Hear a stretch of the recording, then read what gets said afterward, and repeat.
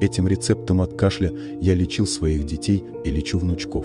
Больше интересного про мои способы лечения можно найти у меня в канале. Про этот рецепт не знает молодежь, но я с вами поделюсь. Вам нужна одна луковица и сахар. Натираем лук, посыпаем сахаром и накрываем крышкой. Через некоторое время, когда появится сок, съедаем смесь. Лук избавляет от мокроты и заодно помогает успокоить горло, если оно воспалилось. Этот метод лечения уже проверен современными исследованиями.